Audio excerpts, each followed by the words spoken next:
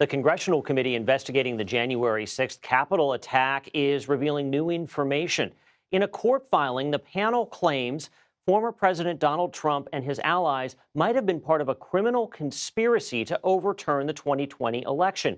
The committee subpoenaed attorney and Trump ally John Eastman to turn over documents Wednesday. He refused to cooperate with the committee's request. The panel argues Eastman should be forced to comply due to possible crimes he might have committed with former President Trump.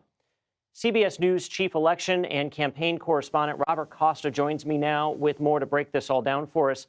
Bob, the committee is stating it believes a criminal conspiracy may have been afoot in President Trump's final days.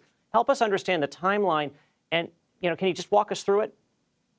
Sure. The timeline here is critical to understand what the committee is stating in this recent filing. Think about it. Late December, President Trump at the time is scrambling. He and Rudy Giuliani and his allies on the outside, like Steve Bannon, are looking for some way to stay in office, but they've failed in the courts.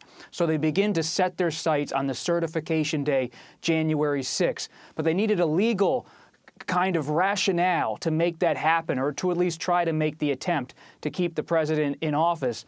John Eastman, working as the president's lawyer, starts to draft a memo.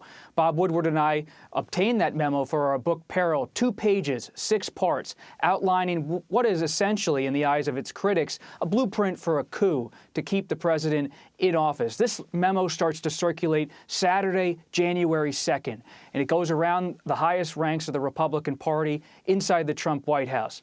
Sunday, January 3rd, they're hoping Vice President Pence signs on to this plan to enlist alternate electors to overturn the election, try to push the election into the House of Representatives where they could have a contingent election. But they get stymied on Sunday, January 3rd. Pence meets with the Senate parliamentarian.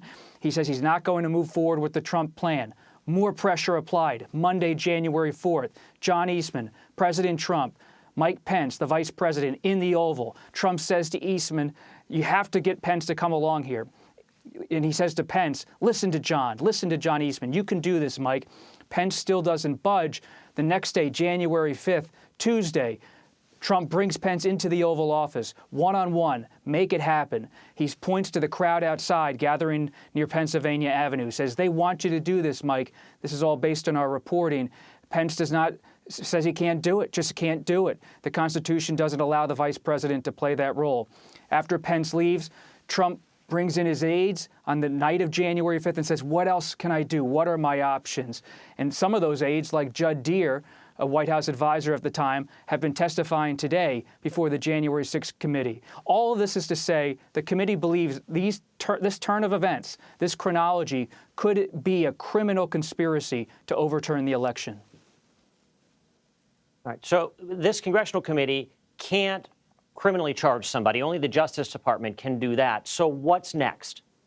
What's next is, as Representative Adam Kinzinger of Illinois, a Republican, just said to reporters at the Capitol, wait and see what Merrick Garland, the Attorney General, decides to do. Congress can make a criminal referral, but it's the Department of Justice that ultimately can issue criminal charges. So all eyes turn to the DOJ.